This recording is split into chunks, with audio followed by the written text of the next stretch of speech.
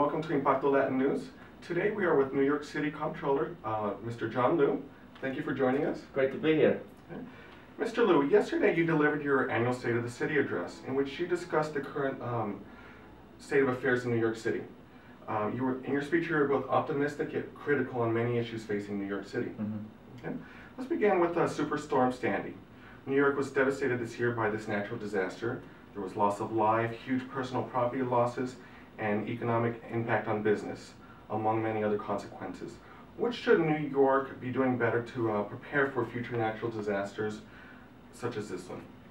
It was a huge storm that hit us, and we were not fully prepared for it. Lost lives, property damage was in the tens of billions. The lost economic activity could potentially kill a number of small businesses all throughout the city. So we've got to be better prepared for it next time. I think it is time to look at storm protection systems for the city, just like other major cities around the world have installed. After Hurricane Katrina several years ago in New Orleans, the thought was that New York City was just as vulnerable. But unfortunately, nobody did anything because, I don't know, maybe the cost was too high. Well, now I think the question is, it's no longer the question of can we afford to build such systems. The question, now that we have seen the billions of dollars of losses from Sandy, is now can we afford not to build these systems? The nation has continued to grieve from the horrendous accident in Sandy Hook Elementary School. As a consequence, the gun control debate has been pushed back into the forefront. What can New York do? Right now we have the buyback plan. This is having some success. It's limited, I think. What else can we do, especially to get automatic and semi-automatics off our streets? Well, that's a great question. First of all, the horrific killings last week, when I first found out about it, my son was in school. I was thinking, oh my goodness, what's Joey doing and what's happening there? I'm sure that's a feeling of millions of parents across the country when they heard about what happened in Newtown, Connecticut. Obviously, I do believe, as I stated in the speech, that we have to have more gun buyback programs here in New York City. Gun control, though, is not something that we can really enforce at the city level. It's got to be national law, at the very minimum state law, but it really needs to be national. And so I know that President Obama is working very hard, very quickly on this. I support his, I believe his intent to ban semi-automatic assault weapons, to ban the sale of high-capacity clips. To answer your question, though, in New York City, I think we can do more. We have leverage over some of these gun makers through the pension funds. And my office is looking at exactly how we can leverage our influence in the pension funds to not just get guns off the street, but perhaps stop them from being manufactured in the first place. Yesterday in your speech, you said it was time to get rid of stop and frisk. However, it has had some success in taking some of these weapons off the street. In light of the shootings last week, do you still believe that stop and frisk should be abolished, and do you propose an alternative? I believe that stop and frisk does not work.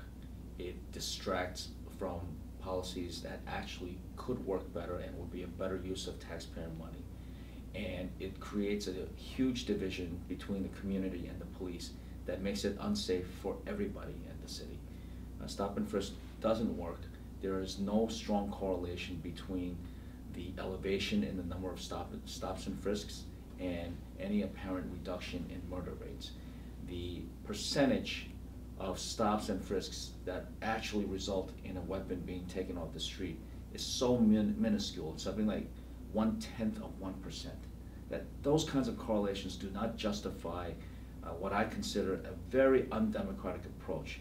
The fact that 700,000 New Yorkers being stopped and frisked, almost all of whom have done nothing wrong. You don't expect to read about that in New York City. You know, maybe some dictatorship in the third world, but not in New York City. And layer on top of that the fact that almost everybody who has been stopped and frisked is Latino or African American. It's racial profiling at its worst.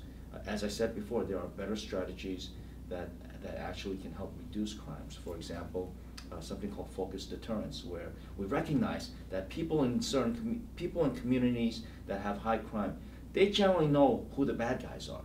So why not work with community leaders and talk with people in the community, establish a very strong rapport between the police and the community to identify who the bad guys are, as opposed to assuming everybody could potentially be a bad guy and stopping and frisking everybody on the street. Yesterday you spoke about education reform, and you proposed CUNY tuition for the top 10% of New York City students. Why do you feel that tuition should be by merit versus need based? Well, no, I believe that tuition assistance should be based on need, and there are continuing programs that are based on need. But on top of that, I do believe that to incentivize even more participation and attendance of college, to give free tuition. Because the fact is that many of the students who are attending CUNY are limited in their resources. And the top students, the people who are tops in the high school graduation classes, the ones who have resources they probably have many other choices. It's the ones that don't have the resources that find CUNY an attractive option. And so let's really help them. Let's give them the opportunity to go to CUNY without having to pay tuition. And this meets an overall goal of the city. We have to recognize that we're falling behind other major American cities. It's hurting our long-term economic viability and competitiveness. We are not near the top in terms of the percentage of our population that have college degrees, and we have to recognize that college degrees are absolutely necessary in today's economy. So we've got to increase the proportion of our city residents who have college degrees. Right now it's only 42%. That's low compared to other American cities. I believe that we need to aim to have 60% of New York City residents be holders of college degrees, either bachelor's or associate's degrees, and to do so by the year 2025. We featured a story recently about the struggle here in New York for people trying to raise the minimum wage. It's almost impossible to live in this city making $7.25. The debate in Albany is to raise it to $8.50. However, you're proposing $11.50. How did you get to this figure, and do you consider that having such a high minimum wage could impact the ability of small business, which are already surviving on razor-thin profit margins, to be able to hire additional employees, especially with the new health care fees coming in? Would this not strangle job creation and actually create maybe job loss? No, I don't think so. I focused in my speech, in my State of the City speech, primarily on economics and fiscal condition, mainly because that's my job as controller. And in fact, the city charter requires me to report to the people of New York City every year in mid-December. The issue of minimum wage is one that's been difficult, and people have arguments for and against. From the perspective of people trying to make a living, we have to understand $7.25 an hour, that translating to $15,000 a year, people can't live on that. And it's not teenage kids who are getting minimum wage. Today, it's predominantly breadwinners, people who have kids to support, who are still making minimum wage. The mayor's report released earlier this year showed that the minimum poverty level in New York City is $21,000 a year for someone with a single parent with one child. For a single parent with two children, it's $24,000 a year. So my minimum wage proposal of $11.50 an hour would get somebody to the point of being in the range of climbing out of the poverty level here in New York City. We have to understand that minimum wage has not kept pace with inflation nationally. And in New York City, where we have the highest cost of living, it needs to be significantly adjusted over the rest of the nation. At the state level, the proposal to increase the minimum wage to $8.50, I applaud our Albany leaders for doing that. But we have to recognize that the cost of living is so much higher in New York City than the rest of the state. So $8.50 might be good for the state as a whole, but it just doesn't work for New York City. I don't believe that it makes any sense to have a minimum wage that doesn't even allow somebody to get out of the poverty level. And then finally, from the perspective of owners and employers, the last thing I want to see is a reduction in the number of jobs or people moving their businesses out of the city. But I think that you look at the sound economic research The businesses that pay minimum wage, they're not gonna move anywhere. You know, you have fast food restaurants who serve neighborhoods where they currently are located. You have stores that whose workers pay minimum wage. They're not going to move out of the city. It's not these kinds of businesses that are the kinds of businesses that are paying minimum wage are unlikely to move out of the city. So what we would do is we would level the playing field across all the businesses. It's not that certain businesses would have to pay the minimum wage, higher minimum wage. Every business would have to. So it might result in some short-term cost increases for consumers, but at the end of the day, I think what's happening here is we're starting to narrow this widening wealth gap, which I believe is a problem. A very large wealth gap, a big gap between the wealthy and a shrinking middle class and despair for the working poor. That's counterproductive to overall economic productivity. We want to start to narrow the wealth gap, and one way to do it is to raise the minimum wage so that a person making the minimum wage, supporting a family, is not considered still within the poverty level. But there's also another impact, because increasing minimum wage at the bottom end has a multiplier effect. So while some businesses in the short term might see more difficulty or might have to increase their prices, it also means more spending money in the pockets of these workers who are patronizing the local businesses in the first place. So there is a multiplier effect in the long run, and I believe the real long-term effect is, again, the narrowing of the wealth gap. Mr. Liu, you continue to push for a more progressive personal income tax for New York.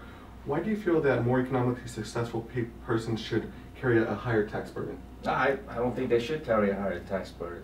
I just don't think that the tax burden is fair right now. Mm-hmm. In the United States of America, it is well accepted that income tax rates should be progressive, meaning the more you make, the higher a rate you pay. You see that in the federal system. The federal taxes start out at 10%. You make more money, you get to 15%. You make more money, it becomes 28%. It gets into the 30s. So the more money you make, the higher rate you pay. In the city of New York, though, it's flat. It's flat. No matter how much you make, you pay pretty much the same amount of tax. A family that makes $50,000 a year pays almost the same rate of tax as a family that makes $50 million a year. That's not progressive. That's a flat tax that has been rejected over and over again, even in national elections. So we've got to recognize that in New York City, we've got a problem. And this flat tax is contributing to the wealth gap in New York City. The wealth gap, as I talked about before, is a problem for the national economy, where there's a growing distance between the rich and everybody else. In New York City, that wealth gap is much bigger than the country as a whole, and growing more quickly than the rest of the country. So we've got to rein this in if we really want to strengthen New York's long-term economic outlook. Okay. People making high incomes they receive the same benefits as someone with a low income. So why should they pay more to receive the same service, or even in some instances maybe less services? Well, that is a century-old debate that has been answered very often and very soundly. Again, as I mentioned, it is well grounded, well accepted that income taxes in America are progressive. So that's exactly what you're talking about. The more they make, even though some people may argue they get the same benefits, there are other people who argue that actually the people who have the highest income and are the most wealthy have the most to gain and the most to lose from a strong economy. So their stake is actually higher than everybody else's, so that they should be paying a fair amount, which would be a higher rate. Their disposable income is far greater than the disposable income of somebody that makes towards the bottom end of income ranges. And just to clarify, the personal income tax reform proposal that I've put out is an increase, a small increase on the very wealthy, the most highest income earners in the city, $500,000 or above. But it would also mean a significant tax cut for those in the middle income levels and everyone below that. Can you explain some of your proposals for tax relief for businesses, and why are those not contradictory to your proposal of closing numerous tax loopholes for certain businesses in our city? Well, that's a really great question. There are too many loopholes that benefit large companies and wealthy companies. And meanwhile, small businesses, they never get a tax break, never get a break of any kind. And on top of that, are subject to ridiculous levels of fines and violations that, in my opinion, in many cases, don't contribute to the safety and health of the public, but are just used to generate revenues for the city.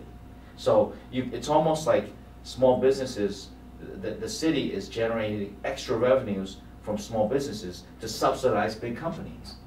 There's no reason why insurance companies in the city of New York should be exempt from the general corporation tax. They've been exempt for nearly 40 years.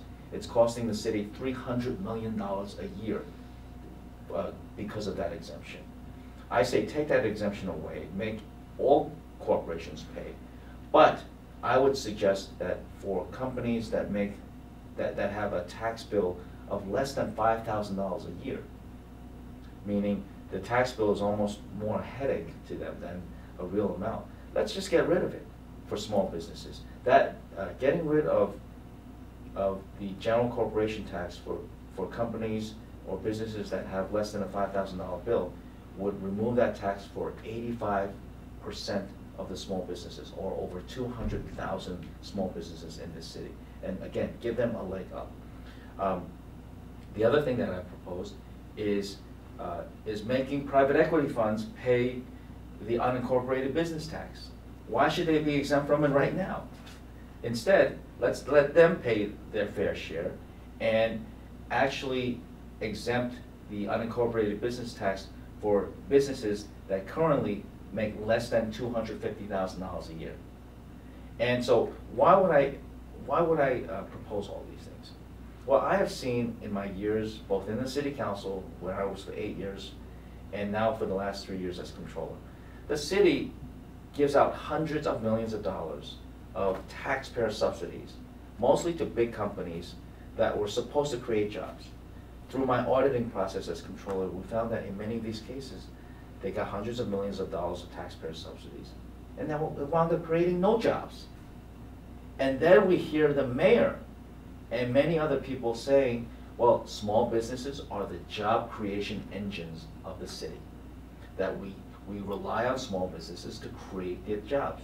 Well, if we're relying on small businesses to create the jobs, let's subsidize them, because they're the ones that are actually creating the jobs.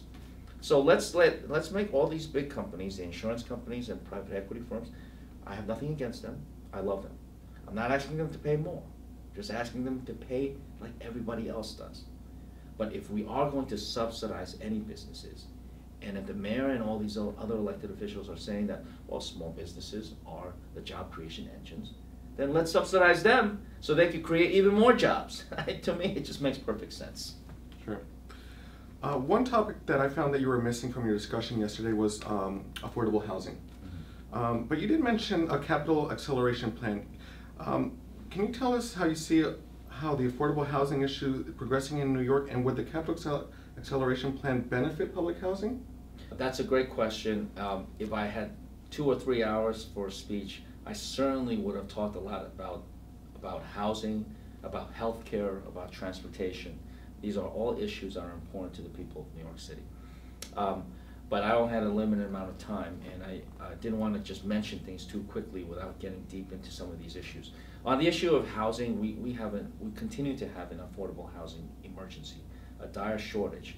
And it's a problem because we're expecting 1 million more people in New York City over the next 15 to 20 years. So we've got to start building the housing and the infrastructure to accommodate this population explosion that we're going to experience, which, by the way, I think is a good thing. The population increase is coming from not only fertility, but also from immigration from all over the world. People want to come to New York to be American. But we have to build. So the capital acceleration plan that I was successful in passing this year is more along towards the lines of public infrastructure, like schools, like roads and bridges, parks. but not necessarily the building of affordable housing. However, through the pension funds, I have an economically targeted investment portfolio where we have invested hundreds of millions of dollars to spur the construction of affordable housing. We saw that, we did that earlier this year with the Diego Beekman houses in the Bronx. We did that with another development in Brooklyn. And just a couple of weeks ago, I announced with President Clinton that we were going to, we're pledging to invest $1 billion of pension money into the reconstruction of Sandy damaged properties, including housing. So I'm very excited about the potential opportunities that lay, especially when we're expecting a growing city, and we do need to build that housing. But that housing is going to have to be built from public funds, from private funds, as well as pension monies that we can leverage. Okay. The mayoral race continues to get more and more crowded. Have you made a decision on running? Well, actually, we had one major candidate drop out and run for controller instead a couple of weeks ago. So the Democratic field, and I'm proud to be a Democrat, is probably starting to coalesce. I think it's possible maybe one or two other people jump in, but they better do it soon, otherwise the election will be fully underway. We have seen new Republican candidates jump in. I think as a Democrat, I like to see that. I think that the Republican field has been particularly weak, and it's probably better for the people of New York City and the democratic process to have a stronger Republican field killing each other in the Republican primary. And as far as the election itself, I find myself to be in a position that I never dreamed of being in, which is to, growing up here in New York City as an immigrant kid, I never dreamed of being in office of any kind. And after spending most of my career in the private sector, having nothing to do with public service or politics or government, I ran for city council. It was a tough race. I wound up winning that race and served there for 8 years. And 3 years ago, running for city controller, and people telling me it's impossible, you're never going to make it. And we ran a tough campaign, worked very hard, and we wound up winning that race. Now there's a potential to enter the race for the top position in this city, and I'm excited. People once again telling me you're not going to be able to do it. You can't do it. You got too many issues. Well, I think that if the opportunity presents itself, I'm certainly going to go with it with all my heart and energy, and I believe that will prove the pundits wrong again. Okay. Thank you very much, Mr. John Liu, New York City Comptroller. Great to see you, Jason. And thank you, Impacto.